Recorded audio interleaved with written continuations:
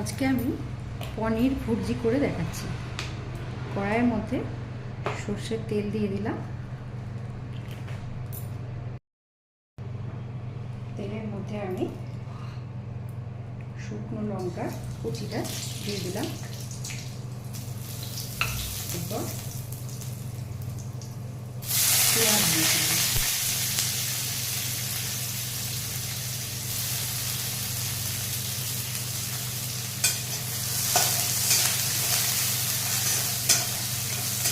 একটু ভাজা ভাজা হয়ে গেলে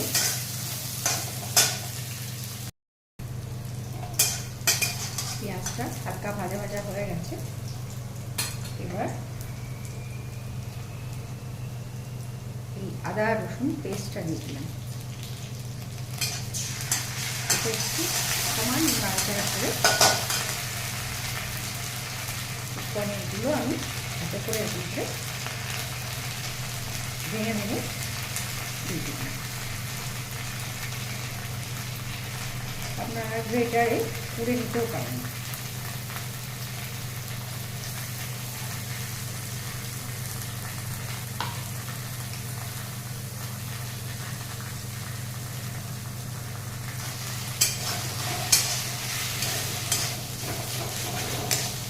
এটাকে ভাগ করে নাড়াচাড়া করে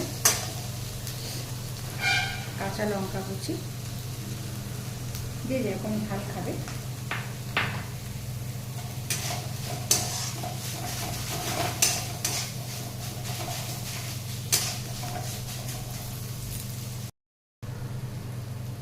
পরিমাণ মতো লবণ দিয়ে দিলাম। পনিরটা হালকা নাড়াচাড়া করার পর আমি একটু অরিগ্যানো দিয়ে দিলাম।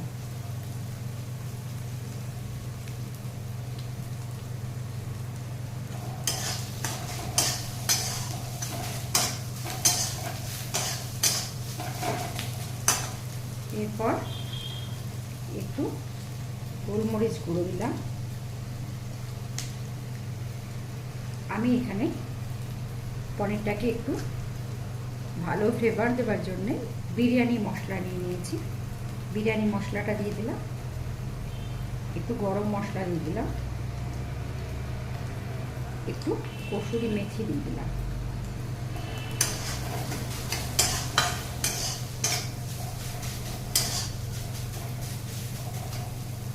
এবার এর মধ্যে টমেটোটা দিয়ে দিলাম।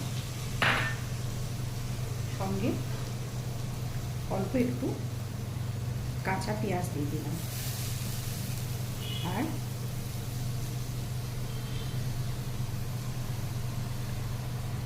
একটু ইমলি সস নিয়ে নিয়েছি, এটাও দিয়ে দিলাম। ফ্লেভারটা টেস্টটা আমি খুব ভালো পছন্দ করি। আমি শুধু না, বাকি সবাই খুব পছন্দ করে, সেই জন্যে এটা দিয়ে দিলাম।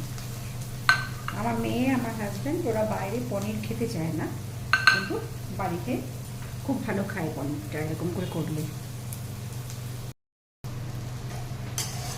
এটা হয়ে গেছে। ভাত, রুটি, পরোটা সবের সাথে খাওয়ার জন্যে পনির ভুর্জি রেডি।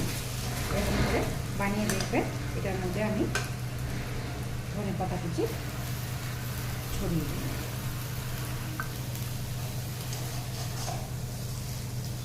এরকম করে বানিয়ে খেয়ে দেখবেন। যদি ভালো লাগে তো লাইক, কমেন্ট, শেয়ার করবেন। খেয়ে দেখে ভালো লাগলে তবে লাইক করবেন। Thank you. ভালো থাকবেন সবাই।